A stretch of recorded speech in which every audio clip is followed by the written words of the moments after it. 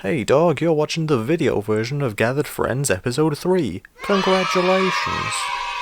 Now I know what you're like. You want to just tab out of this podcast and keep it in the background while you do something else. That's understandable, I do the same. But just remember, whenever you hear this sound,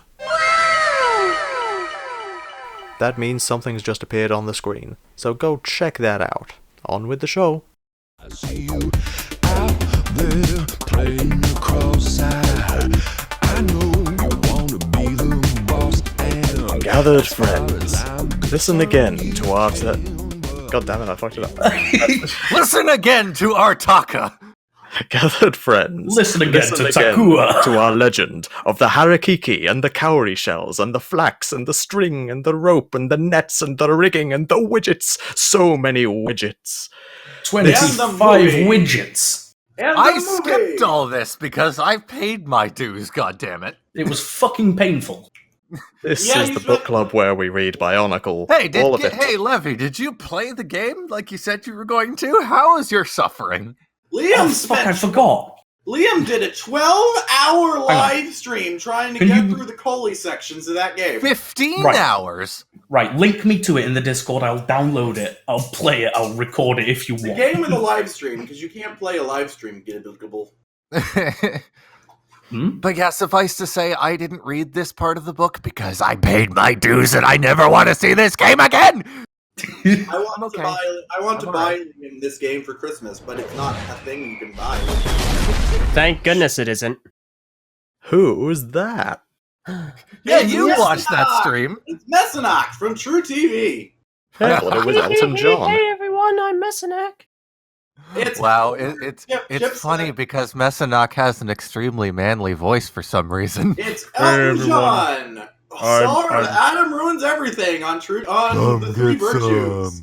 Just kidding. Craig is finally sentient. Hail to the Oh my king, God, it's baby. Craig. It's Duke Nukem, the voice of Big the Cat. No, What? it is in Really? Yes. Yes, Oh Duke my Nukem god. and Cat have the same voice actor, yes. Yeah, John St. John, yeah. John St. John, but- yes. This is a different John, a Johnsen, an Eljay Johnsen. Hello. He's cool. Hey. Well, hold on now. Don't pass quick You judgments. could even like that. say, groovy. You could indeed. I can't think of a quote from the movie. I know where that's from, but I can't think of another quote. I was making the Duke Nukem version of the quote, but Oh, okay. This is my Air Axe! It might come as a surprise to a lot of people, but I've never played a Duke Nukem game. it is really funny actually to think about it, that Duke Nukem basically stole all of his catchphrases from Ash. Oh no, all of his catchphrases in general are stolen. Every single one. Really? Everything So that he welcome to the Evil Dead podcast. Welcome to the Evil Dead podcast, where we read the novelization of the Evil Dead movies. I've only seen the first two. Army of Darkness is the best one! Oh my never god, watched we're already on the first moving on. I've only seen the third Evil Dead movie because Liam told me to watch it without the other two. Yeah, I mean, Army of Darkness is easy enough to watch on its own anyways, because it starts off with a recap of the first And two. then it takes place in medieval times. Guys, I was told let's never stop to bother talking about with it. movies. We're talking Yeah, about we're not watching a Bionicles here. movie until next week, apparently. I've been to medieval times before. There was no child porn. There's been I'm not even gonna touch on that. There've been a change of plans. Yeah, last week or last fortnight, I don't know. Last time I said that we'd be watching the movie. That's fake and not real. Next Instead, time we're watching doing the the movie. Fortnite dance. Yeah. Oh, no. So Which everybody Fortnite just dance? floss There are as you lots listen of to this podcast. Which Fortnite dance? There are lots of those. Yeah. So no, this time instead, what we read was chapters 1 to 15 of Book 3 Complete Edition of the Biological Chronicle, as compiled by TuragaNuva. Because No, apparently, Curtis, I have to call you out on that one. We didn't read 1 to 15. We struggled through 1 to 8 and then read 9 to 15. I Yeah, read the that whole is fair. book. we were originally also going to watch and read Mask of Light and like cover the book and the movie in different episodes, and I was like, "No, Curtis, what the fuck are you doing? That's absolutely asinine. Stop." Wait, So yeah. wait. So does I this just mean do that- what they tell me to. Wait, so does this mean that I can take the next 2 weeks off because I read the whole book? Oh, I guess you can then, yes. I guess so. Hell yeah! I read the whole book. I don't know why. I wasn't supposed to, apparently. And We your don't prize need you is an anymore. all-expenses-paid trip to the beautiful tropical island of Matanui. Yay! I'm pretty sure there is actually a specific island that it's based on. Rapa Nui. Actually, the design of the island itself was based on Denmark. Oh, Yeah, the size of it was. Yeah, it was Yeah. sized accordingly to Denmark, and then that was all thrown out to make it much larger. Yeah. so I want to go to Rapa Nui. I want to take selfies with all the heads. Well, And personally, I want to go to Garkoro, just like my girl Holly, personally, I want to who go to Nice Denmark. segue. making flax. Unfortunately. I just want to No, go to man, Denmark no, and man, live in you the missed Lego the best- factories. You missed the best part where she woke up with a fucking hole in her roof. Oh yeah, that Yeah. happened for some reason. And nobody nobody thinks that she may have amnesia. They just question why she forgets stuff. Yeah. It's like, fucking- well, She had a hole in her roof because something fucking fell through it onto her head. Holly, you had a traumatic head injury last night. Why don't you remember anything? Oh gee, Who's am I? I Holly? don't know. I can't remember. Holly is a Gamatoran, a good girl. She lives in a lily pad hut, and she makes flax with her good friend Amaya. And A lot. For yeah. a very long time. for a very long time, every day, for And her 1,000 years. existence It for supplemented no the reason. worst arc in fiction history. She basically only exists to fill holes in canon, but it's cool. Like, in the- stark contrast to the book we read with the Motunui Online Game 1 chapters, which are actually written by competent people, this book was just bullshit. And I don't care if it was written by fans and officially posted on Bionicle Sector 1. This had no place in the Biological Chronicle and should have been thrown the fuck out. I will raise your concerns with TuragaNuva and tell him you are a grumpy puss. To be fair, Who wrote- TuragaNuva did warn us. He posted in the comments last time, do not read the complete version. It's Oh, that a was slog. TuragaNuva that was TuragaNuva himself that told us not to read this. Yep. Oh, Yup, Who she Who was. wrote this? This He's a good boy. Matt Nui Online Game 2 walkthrough. I don't know, actually. 'Cause, like, all I I know know is who that it wrote- was built. It was written by users of BSO1. Alan So Smithy. it wasn't uh, official. Alan Smithy wrote it. They don't want credit for it because it's not good. I will say this much though. From what I know of it, I didn't read it, so I'll have to go on your word for it. But I'm still gonna say that the novelization, is better than the actual game. This game is trash. It's a miserable experience. I Well, it's want certainly to a lot play it. quicker to read it. I want I- to it's play so- it. Fun fact about Motunui Online Game 2.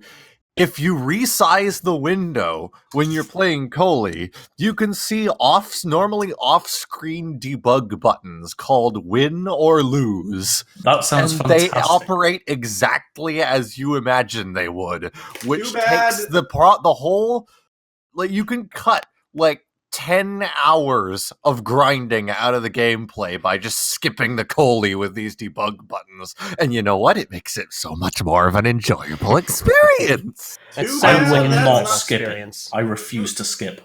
Too That bad 10 that's- hours Oh, I is not did an it. exaggeration. I did it. I've streamed it for 15 hours, and you all saw it.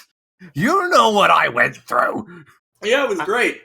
I don't envy you. Honestly, I was watching that and I'm going, oh my And yet- gosh. And yet, I still somehow managed to beat Messenak's time. Not only that, see, you've gotten further than I have. I've never actually finished the game on my own. I've only seen other people do it. Wow. Same. That was my first time finishing the game as well, so. I honestly think like it's probably got to be like 1% of people, less than that, who ever play that game like finish it. Because it's such a slog to get through. Especially back in the day, because Templar were morons and lost a bunch of files specifically required for progression. Even now, Nixie's hut has never been found. It had to be rebuilt from screenshots. So whenever you go into her hut, the entire background is just a crusty JPEG. Disclaimer, we don't actually think the people who work at Templar were morons. Justin Luster is fucking awesome. He's a great guy. We've been talking on Twitter a bunch. He's the composer. We do, however, think whoever was responsible for that specific mess was probably a moron. Unless that was the guy that Liam just mentioned. No, it wouldn't have been the composer that lost the files for the game. No. I go to work every day with my trombone and I erase all the hard drives. I feel like this. Thank you, Josie, and her magnetic trombone. Yes, and my radioactive anatomy. Like, if that person's listening right now who lost the files, they're going to be like, man, you work on the game for so many years, and you're this wonderful engineer who's working on this really sweet game, but you accidentally dump 1 cup of coffee on the main hard drive one time. You know, I don't know how accurate it is, but I've been told that the reason Matanui Online Game 2 was so dumb Janky. and grindy and shit Janky. is because at the time, Templar was actually in dispute with Lego about their contract. And so the development time of the game was basically cut in half. And that's why also that the Vaki animations were the last thing Templar ever did for them. Yeah, I've heard this as well. I've never seen it substantiated anywhere, but I've heard this, and it doesn't necessarily not make sense. Like, it's perfectly feasible. All I know is that the game has only ever been completable in the modern era. Like, I remember trying to play it back when it came out in 2003, and I couldn't do it. Well, yeah, that's not even counting the fact that they lost a bunch of files while it was still hosted on Bionicle.com. I already apologized for my trombone. There are so many game-breaking bugs. I distinctly remember that bloody black room with the red circle that you just end up in at random. Yep. Oh god, and then you'd have to restart the entire game because there were no save states. Or how about the still existing game-breaking soft lock, where if you don't get all of the charms before doing the Koli match in Takoro, you can't finish the game. I was gonna say that I never played it very far because I got bored because it was boring. The only reason that bug didn't affect me on stream is because I had the foresight to make a save backup before the Koli match before the Koli tournament. But it did actually happen, and it was only the save backup that saved me from soft locking the game right at the end. I was going to say that I never played the game very far because it was boring, but what I actually was I was terrified of that fucking red room bug. Yeah. Like, oh god, it's the circles again! I'm so scared of circles! So welcome to our Evil Dead Matanui Online Game 2 podcast that we're already 15 minutes into. I mean, we haven't even started yet. I mean, Leo, we read a novelization of a bad walkthrough of a bad game, so it technically is a podcast about that bad game. I suppose. Yeah. I just find it great that we've been ranting for 10 minutes about the game and we haven't even gotten into the novelization yet. I mean, there's really not much to it. It's just Harley going around each village in turn, talking to a bunch of people, getting some charms. Eventually, she just starts stealing them off of the floor. From what little I did read that book, the whole thing is basically a run-on sentence. There is one thing, though, during the Harley period. An adept in Kokoro tells her that the one she loves will be destroyed. Yes. You told me in an earlier podcast that love wasn't a thing? It's not after canon. This point. Like, okay. I mean, this and the movie, which we'll watch next time, is pretty much the end of love being a thing at all. Yeah. Although, thank goodness. And it's also worth noting that the movies were written by completely different people, and they have a slightly different tone because Greg Farshty only had like a supervisory role in their writing. And in fact, the third movie was supposed to have a completely different plot. But Greg basically said, like, no, don't do this. This is how we're doing it. And even then, there were some liberties taken. Someone explain Huki and Maku. Oh, Lord.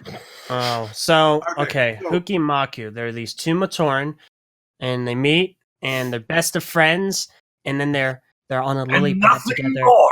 Middle They're of night. best of friends. They have Looking into posters each other's and dolls eyes. all over their rooms of each other, and they're nothing more than just good friends. I'm sorry, I have to bring that up, though. Can you imagine being two people being so infatuated with each other that they just have voodoo dolls of each other sitting on their desks?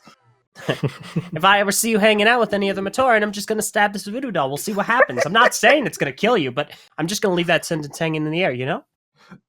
Like, the dolls are adorable, but in context of actual relationships, that is creepy as hell. When Huki gets sick from the soccer ball disease in year 1, It was actually Maku. She was getting revenge for him talking to Hali for too long. well, I was gonna say what actually happened, but I like that funnier. But okay, what actually happened was he thought he was literally dying, and all he could talk about was don't let Maku know. She'll be sad. Yeah. Also, another thing about the book I wanted to ask. Dude, how do they handle the grinding in this book and the training? It's basically one sentence. Oh god! Do Why, they bring it up once and then they never bring it up again after the Coley match? why would you mention grinding immediately after talking about Huki and Maku? Why would you correlate the two of those things? Because it was an obvious joke, and that's what I do. Look, they're just grinding gears, all right? They are Is gears. that what we call it now? Their whole body is gears. Literally, Brickley calls all of the Bionicle torsos gearboxes. That's true. This is the That's part not- where I not bring up the fact that the male Toa have balls on their torsos and Gali has a socket. No. I never realized No. that. It's an input port. It's not a socket. Hey, Is that what we call it now, eh? calling It just an makes hugs better, okay? Just so that they can hug platonically. Have you been to a store that sells electronics? They literally call input jacks female ports and the other one and the one that goes in male. I don't know why they gender USB cables, but apparently they do. Yeah. Because It's just the P- platonic, okay? It's just plastic. It's just platonic USB cables. It's just platonic computer interfacing. Yeah, So- Nothing personal. It's Oh, just Maku, let me show you my dongle. Of course, then the Bionicle story team tried to pivot so hard away from romance being a thing that exists that they accidentally touched on an even more taboo subject, which is apparently people really don't like it when humans don't like having sex, and that's weird. Asexuality. Let me correct here. They pivoted so hard away from making love non-canon that they eventually just ended up making Rudaka. Well, there's that, but I mean, like, We'll touch on that another all time. Bionicle characters all the time, except apparently Rudaka, are canonically asexual, which is apparently a thing that it is taboo for humans to be for some reason. Why do we?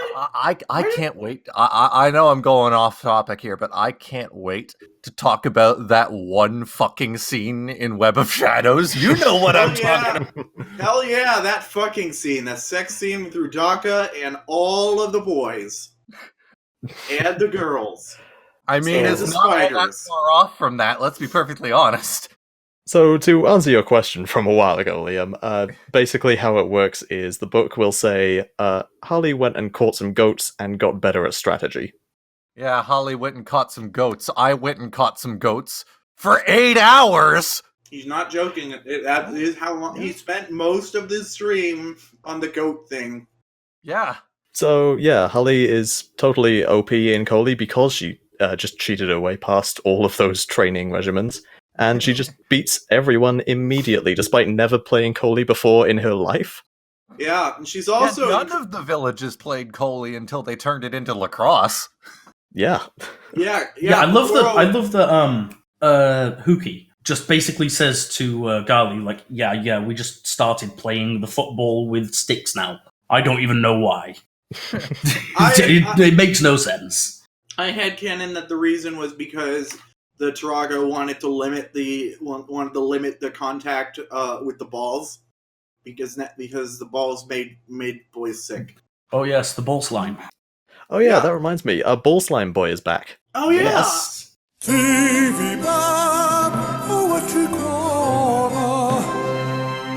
Yeah, Akmu, he's just there selling his wares and nobody cares.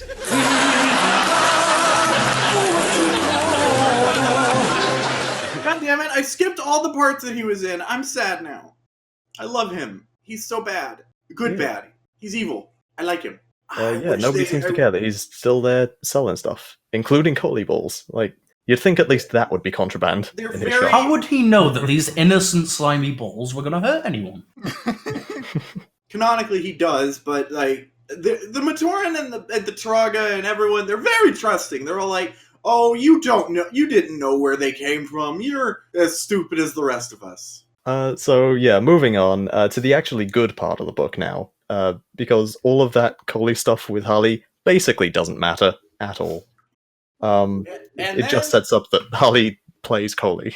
But surely at this match, nothing could possibly distract them. And then the Sexy Woms won the national lacrosse tournament. The end. We haven't got to that part yet, Josie. And then the Sexy Woms did not win the Coley tournament. What are you doing? I don't know these things. The Coley tournament starts next time. The championship match does anyway. I've ruined everything again. Eljay is actually here right now. Not It's alright, Method I have a or 3-second Elton attention Oh, no. span. My secret. Yeah, so now we get to the part based on Tales of the Masks, which was the 4th Bionicle book released actually after the movie, but set before it, and telling flashbacks to before even that. Yeah, that's confusing. I complained last episode that we didn't see the TuragaNuva get any of their masks, and I completely forgot that we do actually, and it was just... Also, fun bit of trivia, Tales of the Masks is the first book to be written entirely by Greg Farshtey and not Kathy Hapka. That's true. Oh! And the novelization of Mask of Light will be the last book that was written by Kathy Hapka. That's Wait, interesting, was because the novelization by Hapka? Yeah. It was, yeah. Oh, yeah, okay. I did not know that. Evidently, in the original novelization, she didn't get the memo that all the metal in the world is protodermis and called it mercury instead. But we'll talk about that next episode. Yeah. Next definitely. time on Dragon Ball Z! So two things I want to talk about with the first part of this book. Well, technically the first and last, but they're related. I'm going to relay these points entirely without context to reference in a very far-off episode. Quoting. Seeing that his brother Toa was genuinely interested, Pohatu smiled. Onawa taught me. He said that his knowledge of rock is older than the rocks themselves. Not quite sure what he meant by that, but it certainly sounds impressive. And another quote from the later half of the book. Above, lightning bolt after lightning bolt struck the mountains. Rocks that had taken an eon to rise to the sky were sent tumbling to the ground in a flash. Mm-hmm. And that's where I'm going to end these points, because we can't talk about that shit yet. See, you've not spoiled anything specific, but you've spoiled that there is a thing. Okay. Yeah, well, you won't So- understand it for at least 3 months. Okay, so Glibby, it turns out Madanui was secretly Bill Murray. Oh. Okay. Right. Well, that just makes a lot of sense, actually. Is there any point in me continuing the books then? Or am I Yes. done? I know the deep that's lore? basically the whole thing right there. So Onawa starts telling the story of Tupac and Prohatu's chill time, where they go. You mean Fotao, right? Who? What? None of you follow my Twitter. No, we really don't. I'm I sure don't even viewers have do. a Twitter. So now Good. we get the story of Onawa telling the tale of Onawa and Onawa to his group of Onawas. Yeah, Yep. basically. Well, this does bring up something about that may clarify a point that we had last time. Where remember that comic where it showed Korakal stealing Kopaka's Nuva symbol, but the Yeah. Matoran was like, "Oh, I'm so heavy, gravity powers." Well, in this, apparently, it says that both Koratkal and Nuvokal were there, stealing that symbol. Boy, that's a nice retcon there. So, Nope, yeah. nope, that Matoran was just really fat. Although this was all within Kopaka's dream, so it might not be true at all. Kopaka dreamed a really thick boy. And while he was dreaming, he got preyed on by a tiger. They've come for revenge. Oh boy. Yes. All those years of slaughtering tigers in the wilderness have come back to haunt him. That's where he got his belt from the Krana thing, from the Krana arc. He just sort of had it when okay, we got to collect the Krana, and then he attached it to his belt. And like, where'd he get the belt? Must have made it from all the tigers. Okay, that's really weird too, because I know it's said that Hapka's books are like semi-canon or not really canon, depending on who you ask, but like that contradicts even the promotional media of the time, where they just sort of had a string of Krana dangling over their shoulder. No, I think those can be reasonably inferred. Hold on, I have a satchel full of belts. I'll go get them. Hold on. I have completely lost the thread of this conversation. What the hell are you talking about? At the very least, the one thing I can say is that absolutely Hapka's books are considered semi-canon. Anyone that tells you that they're not canon at all are lying to you. Yeah, Or they they are just don't. basically canon unless disproven by other media. Yeah, that actually brings up another point. Up until this time, the majority of Hapka's books, with the exception of a lot of Tale of the Toa, were just extended novelizations of the comics. That's true. Tales of the Masks is the first book that would be entirely original. And it was written by Greg. Okay, guys, I'm currently holding a bundle of tangled belts. Why do I have these? Why are you so dedicated to these stupid jokes? So Kopaka and Pohatu fall down a great big ice shaft and find a mask, and then Pohatu freaking dies. I'll pull down your shaft. Yep. Pohatu dies, Pohatu dies, so rather than keeping the Haunuva that he died for, Kopaka decides that to give it to Onawa and say, make a memorial to Pohatu about this mask.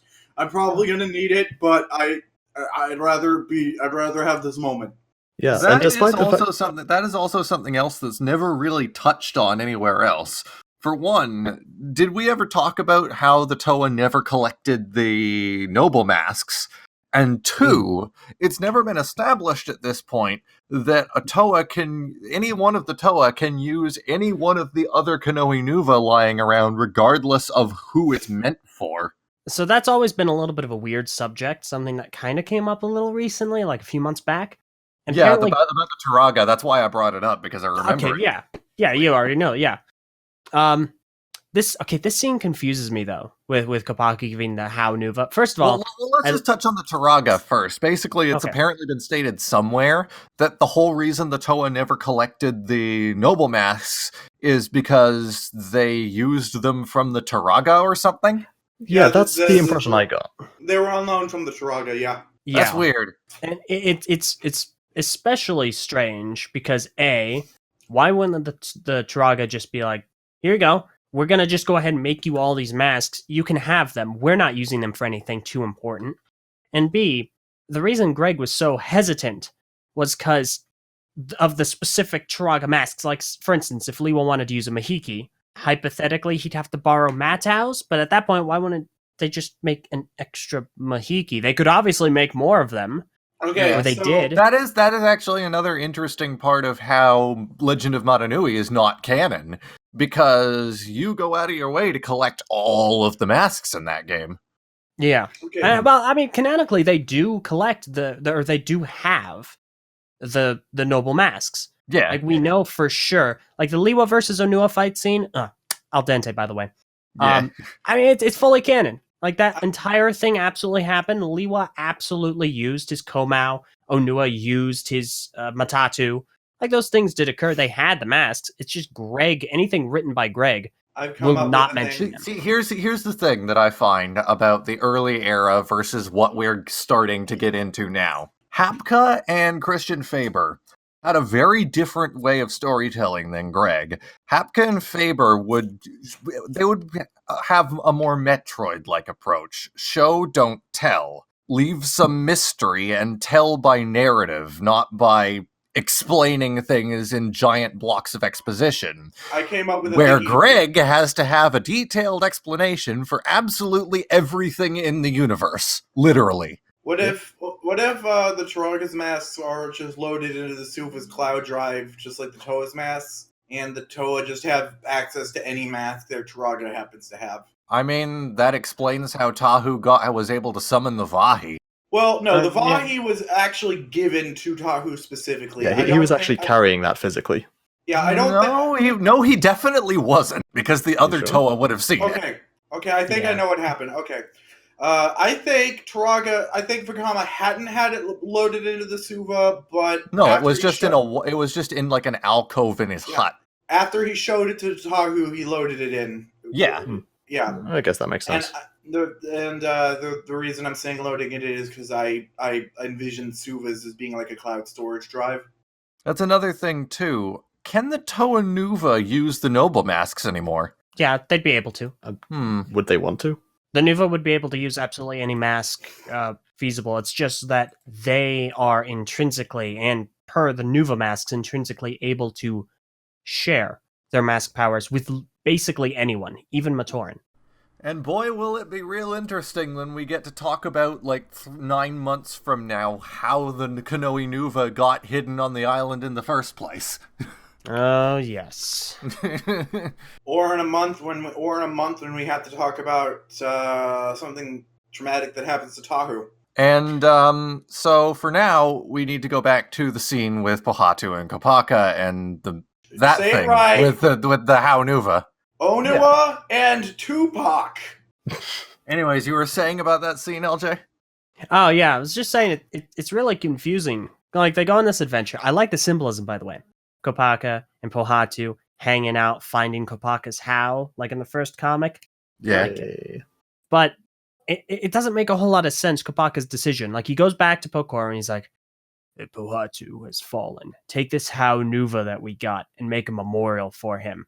But sir, it's a Haunuva.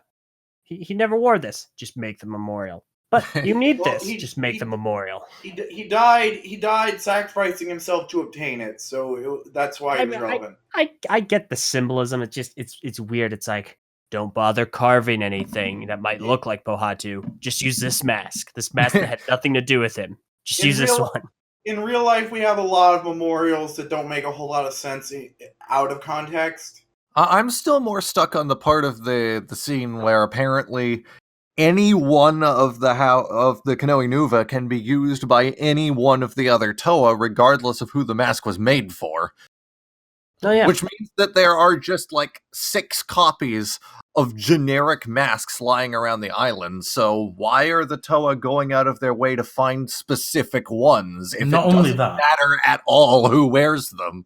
Not only that, they can also share the powers, so they only need one of each. No. They can share them in proximity.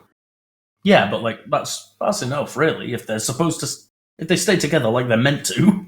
I always assume that in addition to specific powers that they got from each mask, that just having 6 masks also makes them just generally stronger as Toa or something.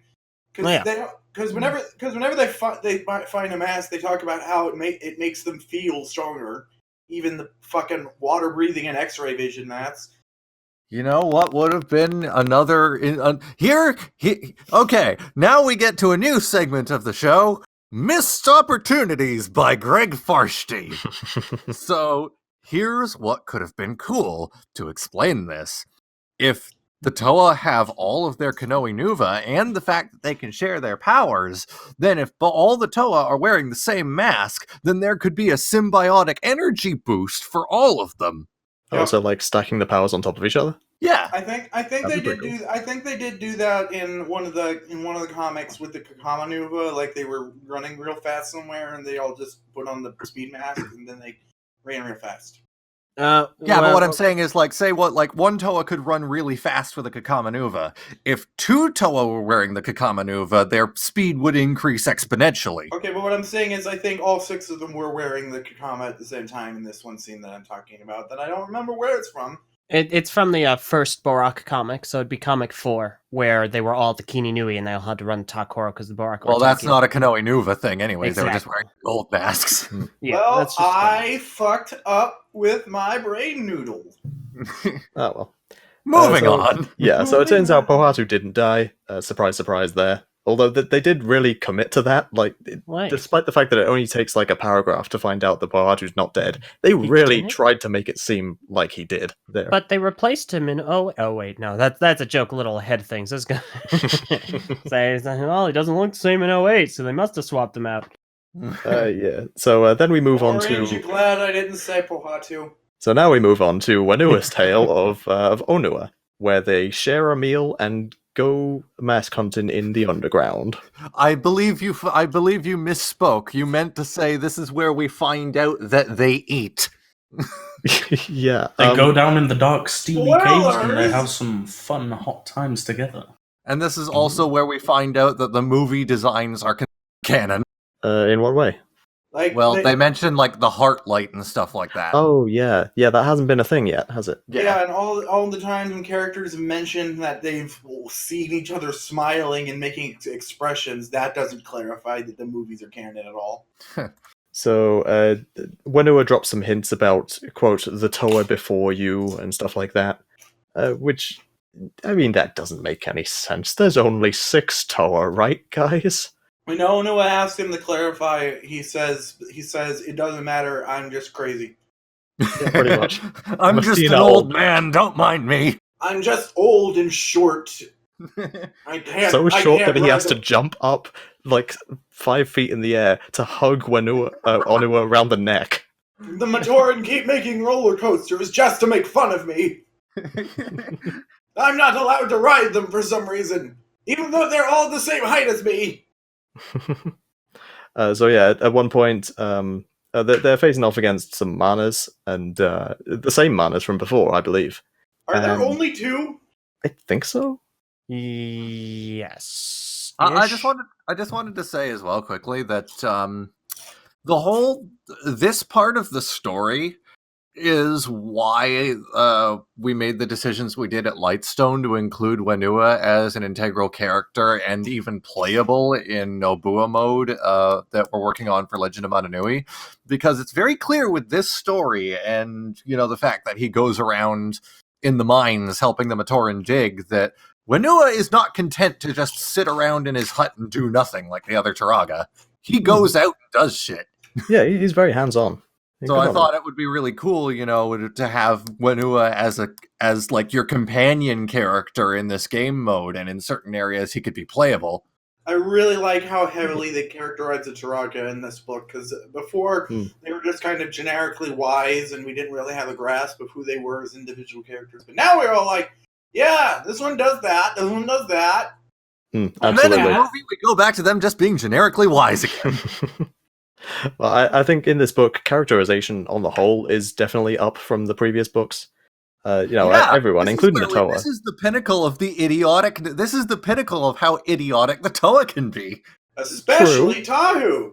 But at least they're And lovably Tahu's a fucking idiotic. asshole now. Like, he was a bit of a dick before, but good God, this book made him out to be an absolute douchebag. That continues. Yeah. Continue that in the movie. I mean, yeah, flanderization Not aside. quite to this extent, though. Like, there's this one part at the end, near the end of the book, where he just walks in and is like, "It is I. You can all go home now. I will save the day." Pretty much. But luckily, the movie starts with humiliation conga line for him. So Speaking of Tahu, we then move on to a tale of him and Lewa, where they go and they try to ambush a Nuvok Carl rather, and they successfully do so, and they capture it, and they force it to flee, and then they just let it go. Although we do have this one very hilarious scene of Tahu vine swinging. yeah, I But actually, not as I well act- as Lewa, of course. I actually originally was, at one point I was going to make a mod for Bionicle the game just to have that happen, because it is very easy to get characters into other characters' levels, and despite the fact that TuragaNuva is only ever seen in the game on his board, he can walk, and he does use his swords when on foot. Well, do it. But unfortunately, when you teleport a kid, depending on who you're putting where, and unfortunately this was the case with putting TuragaNuva into Leywanuva's level, the spawn point will get screwed up, so I would just end up falling into the void and dying, and there was nothing I could do about it, so I couldn't make a visual gag out of it. It's because he's shit at swinging. To be fair, that's probably how Tahu felt after Lewa realized that he did that. Like, oh god, Tahu will never let me live this down. Lewa will never let me live this down until the day I die. Those swinging parts are always the worst for me, because like I'll be swinging fine, I'll jump, but it won't move me forward. I'll just kind of hit the air, no pun intended, and then just fall and die, and then it crashes. I can't wait. Oh, you're talking about Legend of Matanui. You're talking about Legend of Matanui. I was talking about Bionicle the game. Oh yeah, fudge, yeah. I mean, that also applies to Bionicle the game in a lot of places. Yeah, that's true. That's true. Yeah. So I just got to question Tahu and Lewa's logic here. Like, they obviously want to trap the Nuvok Khal, so why do they just let it go immediately? Because there's another time. They need mask now. They've got to get What masks. was the point in trapping it in the first place? They had to go looking for it. It wasn't in their way. From getting They masks. put so much effort into, like, getting half the population of Lake Horo to come into that clearing and rig up these To be trees fair, as there was traps. no effort And needed. then Lekara wanted to fuck that thing up. Lewa just, like, he jumped on it, got completely obliterated, and then Tahu picks him up off his ass and he's like, okay, we're done here. Wait, is this just a prank, bro? They were trying, so Nuvok Khal was trying to beat them to 2 canonicity.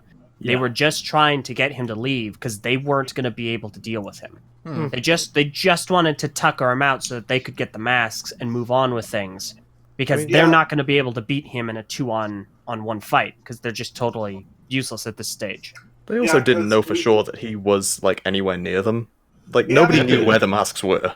We haven't even mentioned specifically right now that the Borak Khal are also looking for the TuragaNuva's masks to keep them from getting them. We literally just mentioned that. Yeah! Out of nowhere! We didn't actually explain that's what they were doing until we brought it up just now. Because it wasn't brought up in the book until just now. I'm a cat! Meow! So then we move on to Gali's section, where Gali is just real angry on the beach. And she just hates... Roar, roar. I'm real angry and mean, huh? Yeah. And Okama's just like, bitch, please, stop.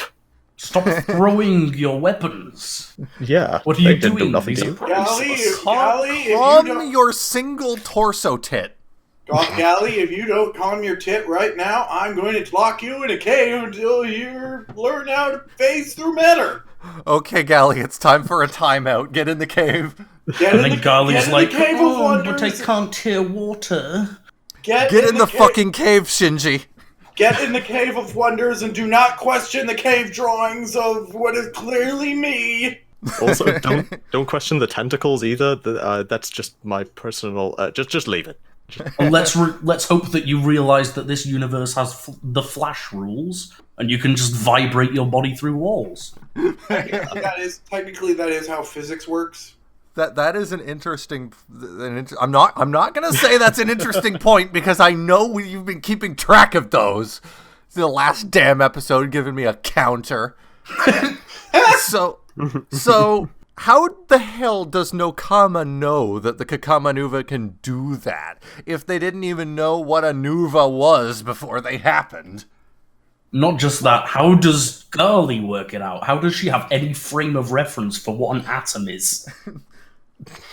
I have That's no a- idea. How do they know? Yeah, I remember now. I was reading Welcome it. to Greg Farshti's writing, everyone. I was reading it. Where and just like throw anything. This is the point where the story. This is the point where Greg just takes over the story completely and just throws anything and everything at the wall to see what sticks, Wait. and then explains it all retroactively on Beezy Power. Okay, guys, I have an idea. What if microbiology and microphysics are part of the TOA care package. That is the stuff they remember from before they were in the canisters. But how would they have any reference to that? They wouldn't even... There's no reference in the universe to the TuragaNuva existing at all. Technically, we don't know if the Kakama regular could do the thing. What I'm saying is, what if they just knew about microphysics from before they were in the canisters, and they forgot about it until just now? Well, again, welcome to Greg Farshti's writing style, where he just explains anything and everything with reckless... No, he doesn't explain anything. He just writes whatever he wants with reckless abandon, regardless of plot holes, and then fills those holes later by explaining them retroactively on Beezy Power. Yeah, I'm bending over backwards to come up with an explanation for what was really just bad writing. Mm-hmm. Well, see, She turned into a Star Trek engineer. She just had to reroute power to the warp nacelles. That's it. It was a simple fix. What if all of Bionicle was just Star Trek? All of Bionicle was just a Star Trek series Michael Dorn never got. It's one series and Tuva is Q. So yeah, it's funny because this series has its own cue somewhere along the line. It does. But yeah, speaking of there being no frame of reference for the Nuva, so back in the 2001 days when the Toa was searching for the original masks, I always got the sense that the Turaga had collected, not collected the masks, but collected knowledge of where the masks were over the course of 1,000 years.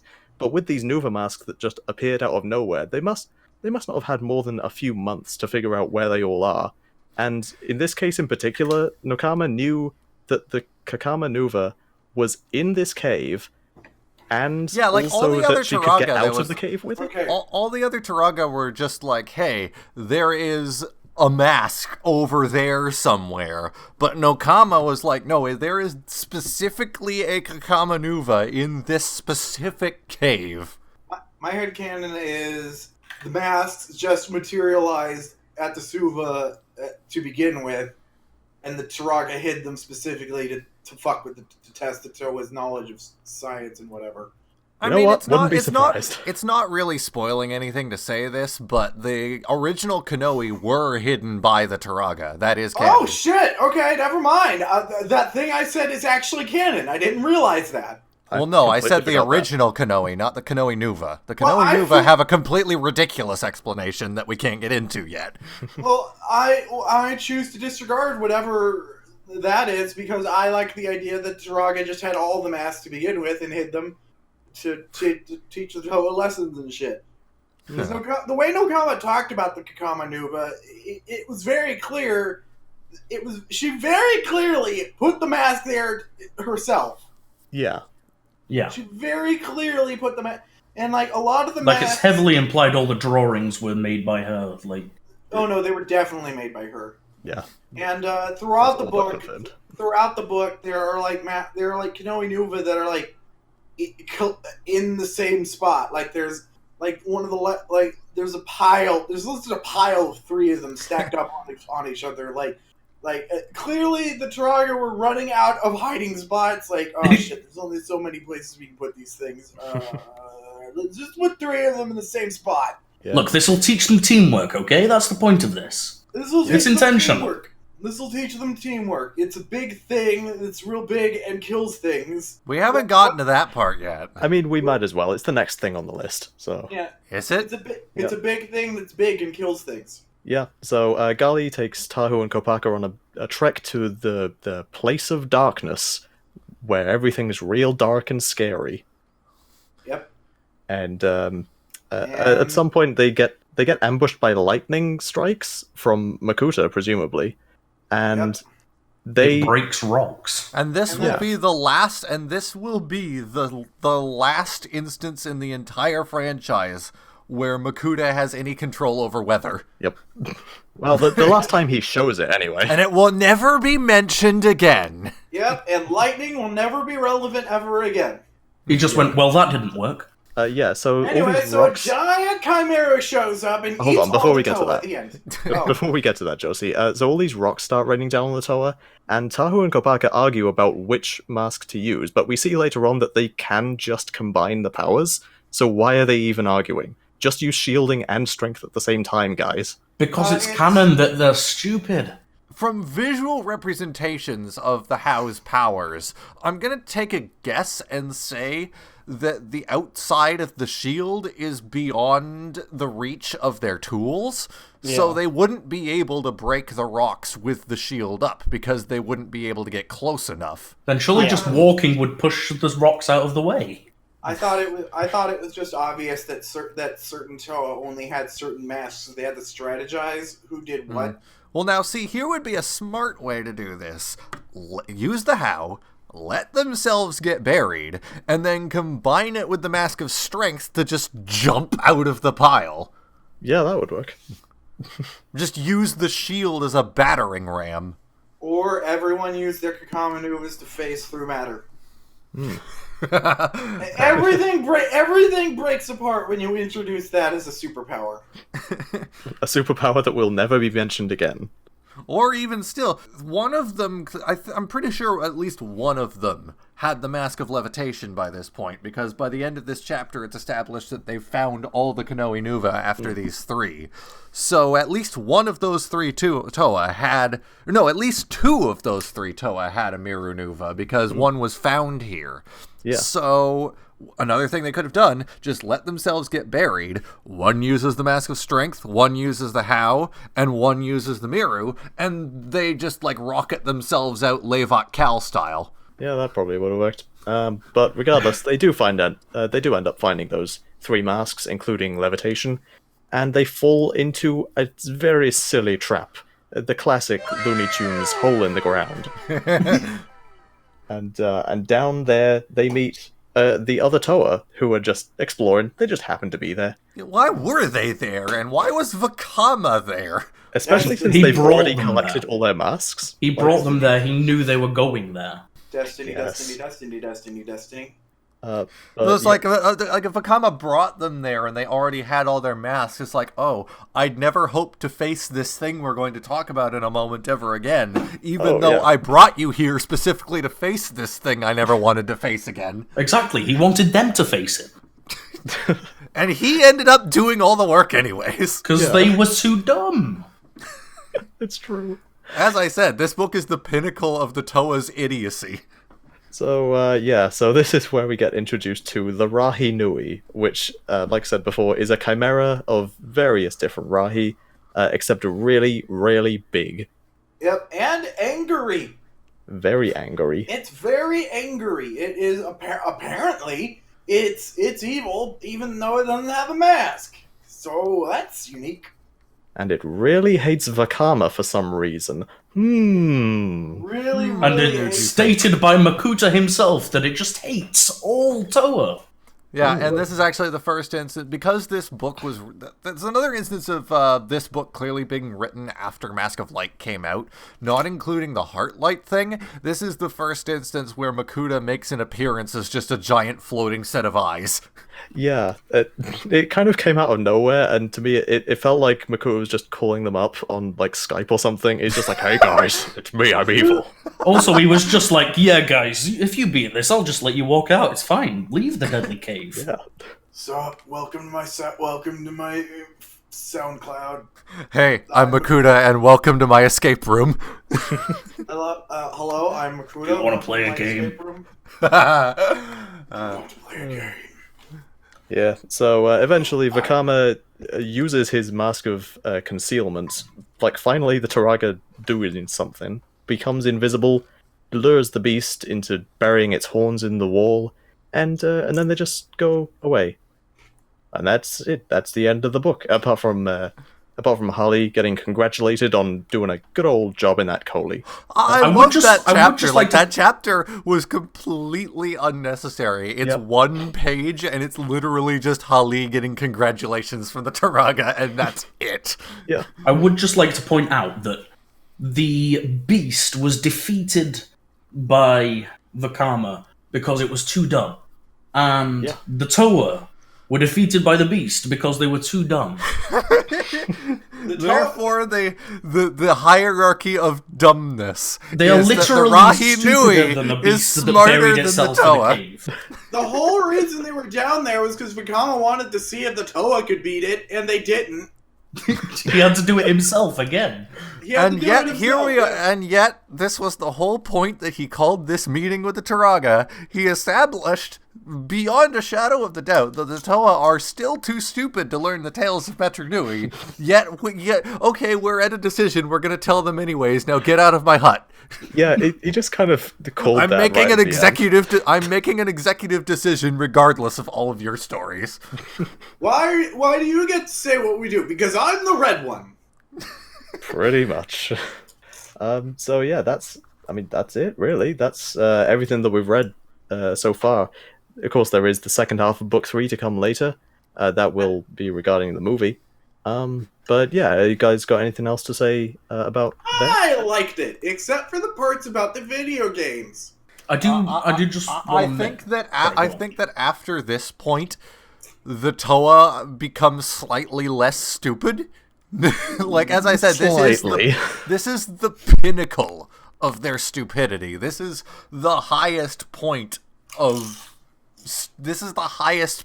idiocy that they reach in the series. You know, I was thinking, due to Lego's strict non-violence policy that they had in effect back then, which is most evident here in this these very last couple chapters where they're like, oh, the Rahi Nui just lives to defeat Toa and stuff like that. It's like they can't even say the word kill. Let's run around it in a bunch of circles to kill it. Yeah, and the fact that, like, I believe Lego had a strict policy that they cannot have any physical combat depicted in the books. Like, everything has to be indirect, which is why so many of the villains have these nebulous powers that just sort of affect the world rather than, you know, just hit them with a hammer or something. So I wonder if maybe that contributed to the decision to have the Toa fight amongst themselves so much. Well, don't worry, because 3 years from now, we're going into hyper-violence. That's true. Yeah, guns and more guns and squid launchers, but also guns. I do just want to put attention on what is probably my favourite line from the entire series so far. Go ahead. In the very last chapter, as they're convening their meeting, as they're ending their meeting, they're walking out and they're discussing when they're going to tell the Toa about this, how to go about it. And Vakama just says, I propose we speak to them after the Coley Ball tournament. Surely nothing will happen there that will distract us from our purpose. Well, okay, Here's the thing about this, because again, it's less stupid and corny in context, because you have to remember this book was released after Mask of Light, so it's a retroactive reference to the events that would take place after the Coley match in that movie. I just love it. It's fantastic. It's my read favorite. out of release order, it's stupid and ridiculous. Yeah. Guys, I just came up with the best idea. What if these books are actually the Chronicles and not the events as they happen? I mean, it is called Biological Chronicle. Well, no, but the book series that contained these 4 books were literally referred to in the title as Bionicle Chronicles 1 through 4. That exactly. Like these books are the representation of what the characters write down on the wall of history that nothing bad will ever happen to. Oh yeah, that wall of history is going to stand forever. It's going to stand forever in a castle, in a moat of lava that is evidently not a hole dug around it, but is actually a volcano. It's going to stand there forever. There's no way Takuya will ever regret discarding the Book of Chronicles. Yep, and Tahu will always have 6 masks all the time, forever. Stop invading me with spoilers. Why would you do Takuya this? had this book of chronicles, essentially an iPad where he could put down all of the chronicles, like all of the stories, and then Turaga Vakama's just like, no, fuck that. You're writing it on a wall. Now you carve this into a stone wall. For the Not rest only of that, your it life. automatically chronicles things as he sees them. He doesn't even have to write it. You have to remember Vakama does not like Takua as a person. Maybe Vakama just hates new technology. There's that too. He's a grumpy old man. He's a grumpy old man with a grumpy old face that also, and he really doesn't like his wearing good clothes. Although I suppose, we'll be getting into something in a couple of episodes' time where maybe Vakama hates old technology. Oh. He hates these kids and their smart books. I'm actually not sure if the Book of Chronicles is canon. I'm not sure. You're not canon! What? No, I mean, you're not wrong. What do you mean? Like, it's not a canon object in the universe? Yeah, Like, yeah. is there... No, it's specific... Like, Takua carries it around in the first book. Yeah, Yeah, it was specifically given. It was specifically given to him by Nokama. It's not just a MacGuffin that he picked up in the game. Yeah, but it was still in the game, which was written by Templar and not people from LEGO. So Yeah, the thing is the Well, the- the like events of that, Monogus. the events of that game are still canon, if only because semi-canon. Yeah. Well, they exist in canon, if only because Tales of the Tohunga also exists, and they had to keep that as well. So if they had to keep that, they had to keep the other one that ties directly into it. The problem is, yeah, it is the entire game is considered semi-canon. There are aspects of it that don't mesh, but there are. It's kind of cherry picked. Specifically, the many different interpretations of the fight with Makuta. Yeah. Many different interpretations. Well, for one, there's the vortex fight that we have in the game. Then we have the fight with the Shadow Toa that's stated in this book. Then we have the alternate fight with the Shadow Toa that's stated in the Hungarian version of this book. And then, if I recall, there's a completely different version of the fight with the Shadow Toa that's referenced in this book. And then we have the one where they just play poker. It's a 7-way game of poker between the Toa and Makuta, and whoever wins gets to rule the island forever. I mean, wouldn't be the last time Makuta played against the Toa. So now we need to pitch to LEGO a poker night game with Bionicle characters. Yeah. Poker night at the Bionicles. I gotta write that on my to-do list. That meme will be made tonight. Gonna win us a lot of widgets. So, Eljay, you've been relatively quiet this whole time. You know a thing or two about Bionicle. What are your bit. thoughts? I don't know. I think so. This is one of the least interesting books to me in the entire franchise. It just Really? isn't. Because it's been one of my favorites so far. Yeah, I was gonna say, like, it's short and the Toa are fucking stupid, but Oh, at no, the no, same I- time, it's far more interesting than, say, like, I can only remember specific parts of the previous two books, and the rest of it is just like, hey, get our asses, collect Krana and get our asses handed to us by the cow. Yeah, LJ, you're the least interesting book in the franchise. I mean, you're not wrong. I think I don't think it's a bad book. I just think that as far as what it really does for the overarching story, there's just not a whole lot there. It doesn't really develop any of the characters. Maybe It develops the Turaga.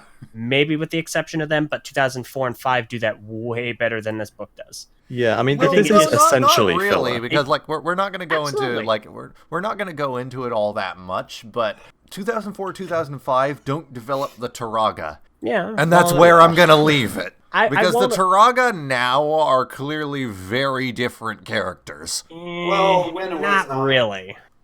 They're reasonably similar. Have you seen Matau? Yeah, absolutely. Oh yeah, Matau is way different. He's toned the fuck down.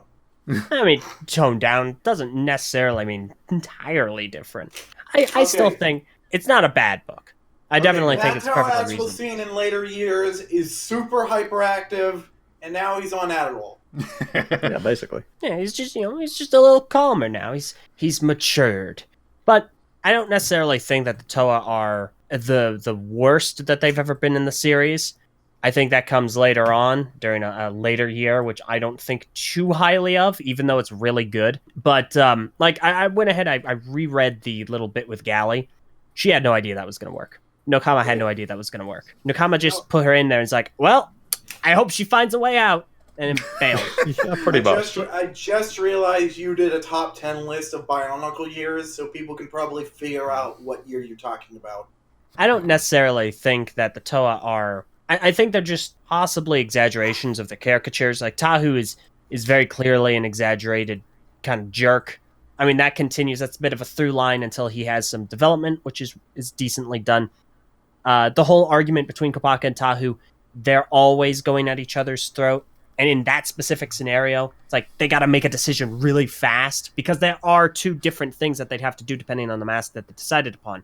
If it was a Picari, then they'd all have to jump up, kick back, whip around, and spin, and then break the rocks in front of them.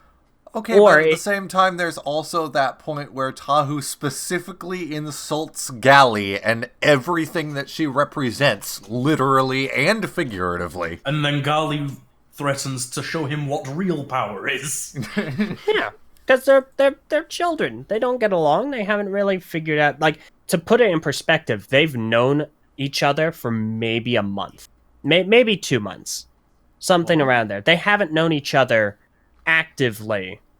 Except when they explicitly mention somewhere in this book specifically that it's been years. Well, they never mentioned that it's been years specifically, just that it's been a long time. But that point, that's relative. It can't be years. Because literally the entire franchise takes place over the span of 1 year. Year and a half. So this has to be months at most. Because, 2001, all that had to have taken place over maybe a few weeks. 2002 took place over the course of roughly 10 days. So at most, we're pushing a few months. So My favorite is 2007, which took place over 24 hours. 2006 and 2007 are just in 2008, they're 3 days. Leave a comment on this web zone if it was years. Yeah, no, email all of your Selekian garbage to Linkara at thatguywiththeglasses.com. You can just email all that garbage into a trash bin where it belongs. I think that there are reasonable Bionicle is the most disappointing thing since my son. My other son. No, not that son. Not Ryan Johnson. Greg Ty My other son. The one that got him so blown up and had his body parts strewn around the desert with people living inside. That reminds me of the time I went to Fire Festival. And that reminds me of the time that I replaced Fire Festival with Bionicles. Oh, so Bar Magna. No, Family Guy. We're getting ahead of ourselves. But no, I don't necessarily believe that this is the dumbest the Toa have ever been. I think there are other places where that took place. I definitely think there are reasonable explanations for why things happen. I don't think Nokama knew what the mask was going to do. Maybe she put the mask there. I think that is very feasible. I definitely think it's possible that the Turaga found the masks or some of the masks and then just kind of put them places for the Toa to find. Why did she know exactly what was going to happen? She didn't. She had no idea. She literally locked her in the cave and was like, I hope you survive what's about to happen. Maybe she was expecting Gali to punch the rocks really fast and break her out. Here is the exact quote. Outside of the cave, Nokama let go of the ancient stone lever that triggered the slab. In her heart, she wished there had been another way. But Gali would need true wisdom in the time to come. And not every lesson can be taught by a Turaga telling stories. Some only life can teach. I hope Gali can forgive me if she ever finds a way out, thought the Turaga. That kind of implies that she knows that something is going to happen at least. She knows something is going to happen. Why would she hide it there specifically? Because it's a mask she needs to find. And given the fact that there's a giant tentacle monster in there, how would she hide it there specifically? No idea. Maybe it was a trained pet. Okay. Good little squid. Given what we find out about Nokama in the coming years, it's safe to assume that she's pretty smart and probably knows a thing or two about physics. So maybe she figured it out. I think that's possible. However, I don't think that the book illustrates that she absolutely knows. Oh no, absolutely not. That's why I keep saying this is a common theme that will occur in later books throughout the rest of the franchise, because Greg does not know how to write explanations for the stupid things he comes up with without dumping exposition on Beezy Power in Q&A sessions. He absolutely does. Yeah, no, he absolutely does. It's just some things don't need to be explained. It's like this. Like, I don't need an explanation for any of this. What happens? The point of this tale is explanatory, as it's to contribute to the beginning. The Trog are trying to decide what to do, and so they're going through all their recent stories with the Toa to determine the best course of action, and hoping they can find a nugget of wisdom in these tales. The point I'm trying to make is there are definitely times where things should be shown and not told. That's of course why I like Hapka and Christian Faber's writing style more than Greg's. Well, Christian Faber never wrote. No, but he did do like the story. He did like the layout for the story going forward. Up until about 2003. You might be thinking about Bob Thompson. Because Christian Faber didn't write, he didn't have any part in the actual story outside of the illustrations. He was an illustrator. He only came up with the look. He had no hand in the writing. Well, at any rate, they definitely did a better job of the show and don't tell kind of thing. But at the same time, Greg doesn't quite know when show and don't tell should be used. In a situation like this, where there's absolutely no explanation for something that really is completely illogical if you have to put any thought into it, it doesn't make any sense not to at least try and explain that, okay, this is how, this is how it was set up. Because the mystery here isn't, something that's like... Well, I feel a few of these things are they're in conflict with each other. Like, so you have the scenario. So, like, I agree with you. Like, I definitely think Greg, I don't think he's the strongest writer. I have a bias toward him because obviously, I grew up with Bionicle books, and it's like, yeah, all right, Greg. But well, hell, I assessed at a postgraduate English education level just because of growing up with his books. So yeah. I know how you feel, but I'm not, I'm not going to say he's a perfect writer either. Of course not. No. I was good at English once. Greg is my daddy. Greg, okay. I'm sorry, Greg's my uncle, and he works at Lego. So, just one small thing is, if he was gonna do this in the first place, if he was gonna make it that she can now fucking flash style phase through walls, he didn't need to give them intimate knowledge of particle physics in order to do that. He could have just explained it away as mask magic. Why did he need to explain that it's like particles vibrating? That was not necessary. I mean, it kind of is and it kind of isn't. Because this is where the conflict kind of comes in. He either explains what's going on so the reader is on the up and up. Because obviously this is aimed at a lower age demographic who might not have that understanding of all the... Like, Greg is a sci-fi writer. He likes science fiction. That's fairly apparent.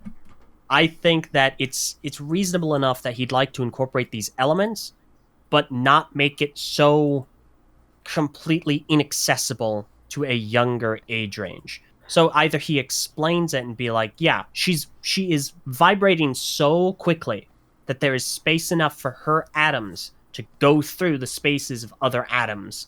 I just don't see why that's necessary. I don't find personally. If you don't explain it. Personally, I think it works fine in conjunction with the rest of the story. It's just the fact that, there's no way anyone involved could have known that would have happened, and yet Nokama locked her in there anyway. Is the mask of knowing levitation full well ever that explained? for all Nokama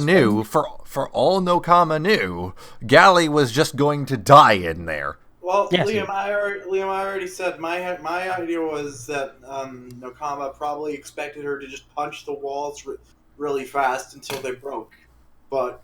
Well, that's one thing that who was it that was traveling with Kopaka through the ice? Pohatu.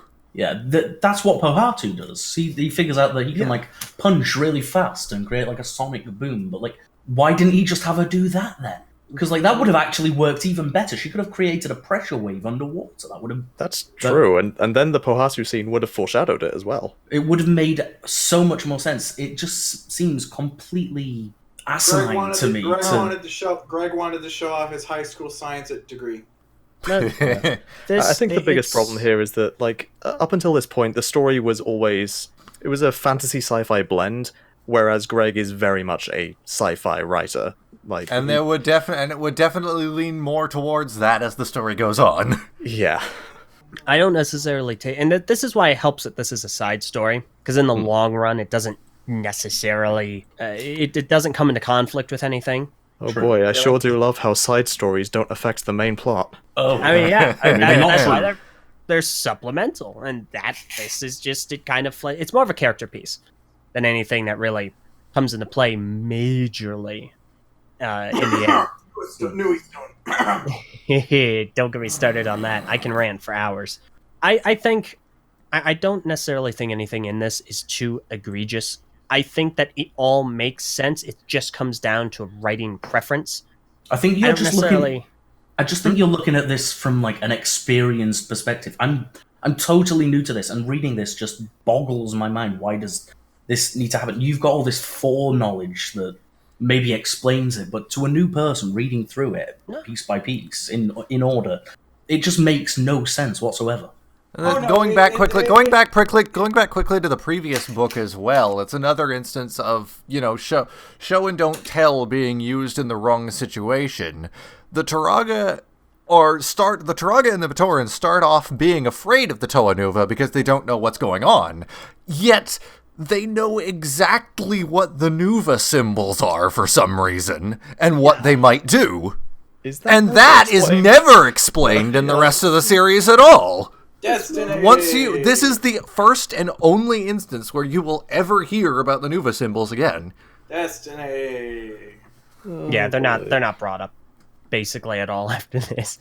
But the Greg's go-to in this part of the story, Greg and Hapka's both have this go-to in this part of the story where anything that doesn't make sense and isn't explained later is just prophecy. No, Destiny, Liam. Destiny. No, that's Greg's way of doing it. Hapka's was prophecy.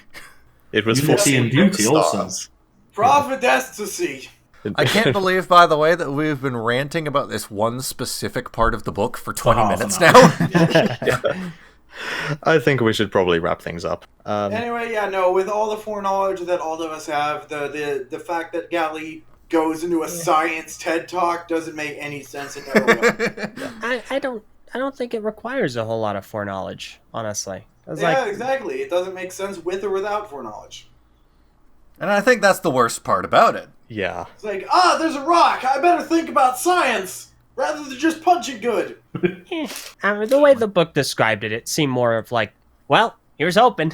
It's like she's going at the wall. It's like, boy, I really hope this works. Otherwise, I just don't see why she would even think of that. I'm sorry, now I'm just imagining, like, you mentioned the whole, like, Looney Tunes thing later in the book where they're falling into the pit. Now I'm just imagining, like, Nokama swimming outside the cavern, and all of a sudden you just hear, like, thud, and the fucking, the slab just sort of, like, balloons outward for a second in the shape of Gally's flattened torso. Is Looney Tunes Bionicles? Well, I guess we need a new Toa of water now. Oh yeah, that's a thing that can happen. If a Toa fulfills their destiny, there can just be another one, I guess. Yeah, totally. And if Gally can just vibrate her atoms this fast, then basically she can just create a nuclear detonation wherever she likes. Well, that's another thing for another time. Yeah. Oh, have I predicted something? Ooh. Maybe. You've predicted something that will retroactively... You've predicted... Well, I guess we can talk about this because technically it takes place in the same time, but there's an ability in Bionicle the game called the Nova Blast, which is basically a nuclear detonation of elemental energy that uses all of the Toa's energy at once to create like a giant explosion. And this was retroactively made canon. Nice. Superman can do that also. Maybe Gali will use this power next time when Is Superman Bionicles? we talk about the movie for real this time, I swear.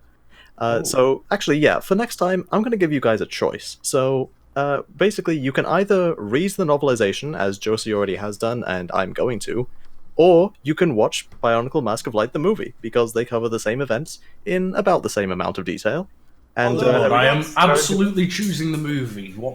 Let me know what chapters it covers. I'll watch them. Basically all the rest except for the epilogue.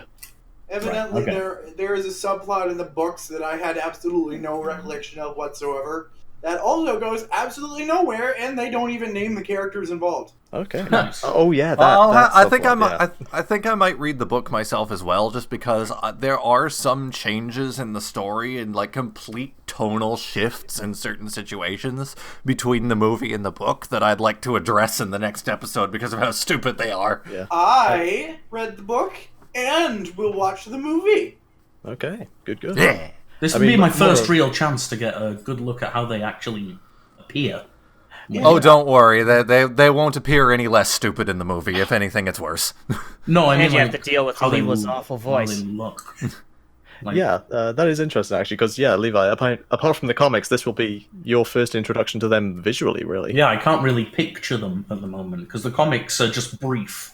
And they gave Golly an hourglass figure, even though she's literally the same body part as everyone else. Her torso is the same. They made her sexy. I mean, to be fair, in her mata form, she did have a uniboob. Liam, let me tell you something. Yes, I don't think it's a bad thing that they made Golly sexy. I think it's bad that they didn't make everybody sexy. That is the true tragedy of this world. Gotta make everybody sexy. Personally, the biggest problem I have, we'll bring up this in the next episode, but I do have a problem with some of the designs in the movie that are not entirely consistent. Yeah, we'll get to that, alright. So, thank you everybody for joining us today on this fine day for podcasting. So, you know most of us, but Eljay, if people want to find more of your sexy voice and such, where can they do so? First of all, don't mislead anyone. Come on, my voice. I sound like a cheese grater is going on a date with a larger, angrier cheese grater. There we go. Anyway, you can find me over on YouTube, Eljay Johnsen, Johnsen, which you can also find me on over on Twitter, ELJAYJOHNSEN. But over there, it's at the Eljay Johnsen, because for some reason Eljay Johnsen was taken. So like, all right, fine, I'll add the to it. And I'm also a contributor to the TTV channel, which does a lot of other LEGO-related content. And that's about everything. And they're a lot easier. And they're a lot easier to spell. Yes. And now, before we end the episode, I'm going to push Curtis's hand and say thank you for enjoying our first episode that's been on Spotify. That is true. And I mean, technically the third episode, because I'll have uploaded episodes 1 and 2 by this point. Well, yeah, but it'll be the first one that was uploaded to Spotify on time. and I'm going to pee on Liam. Coolio. That is game. Curtis, I'm shocked. No ending question? No. Oh yeah, little- yeah. Before we go, I gotta ask Eljay, who Yes. is hashtag your guy? And don't say Lewa. You've put me in a difficult position. You'll know the correct answer if you've watched the original podcasts. Oh gosh, it's been so long. It's been a whole 2 weeks. A lot has been happening in those 2 weeks for me. There's a very helpful little guy. Yeah, I think I. Oh, is it Nobua? No, it's the crabs. The crab? The crabs. The crabs that carry them. Puku. Puku. And Puku? Ko. Yeah. Puku. Yeah. Puku's our the guy. best. Puku's the best guy, even though Puku's a girl. And guys can be girls. And guys can be girls, and girls can be guys, and anyone can be anything. Just to reiterate from the previous episode, he's asking what Matoran you want to be in the video. Actually, that's a different fudge. question, but never mind that. Ah, I son of assume a biscuit! I assume at this point, anyone that already has an OC should probably just submit it to him. Yeah, you can just send that to me after the podcast. But for consistency's sake, say it right now. I'm pointing It's a legal. gun at you. Ah, darn, I messed it up. Ooh, You ooh, can't actually, you can't. Lewa's the one thing you can't say because no one likes Lewa. if you guys want Is to find Lewa the me- new Solek? No! Is Lewa Bionicles? Dale Wilson's Lewa might be, because it's just... Okay, so you You can't say G2 Liwa anywhere. That's so- either. That's cheating. So Dale in the answer Wilson. to who is your hashtag your guy in terms of Bionicle is the voice actor of G2 Liwa, and Okay, not Dale- an actual character. Dale Wilson is the voice actor for Mask of Light Liwa. Okay. I thought you The didn't point- like I thought you didn't like the voice actor for You Liwa. can, Oh you yeah, I can don't. like you can like a voice act. You can like a voice actor and hate their voice. Yeah, They're of course. I mean, people. because I'm predisposed to think Liwa sounds like me, but when Liwa sounds like an old high leprechaun, we have problems. When you're with me, there'll be no foot walking, just hair flying. So when it comes to the Garbage. OC to feature in the video, Chip OC, should make just- me Kongu. Kongu is an awesome fellow. No, what I Okay. was the joke I was Kongu about with to the say- voice actor of Leiwa's head. I'll take Yeah, it. that's- No, now I just gotta say, now you know what you have to do. You have to animate it like the South Park Canadians. Oh, Curtis, for my OC this time, can you find the most goblin-like Bionicle for me? That's will what I try. want. That's what I want. So you're gonna be Akmu then. Sure. Or Karzani. I'll find you a goblin. Don't worry. Appreciate All it. right. And on that note, I think we can close this out. Thank you everybody for coming down. Goodbye. Yeah, I'm gonna piss all over Liam, and he's never going to live it, and he's never going to wash off the piss. I'm gonna stand far over here. Why are you like this? Why are you like this, Josie? Liam, you can't wash off bull semen. That's how it works. And end recording.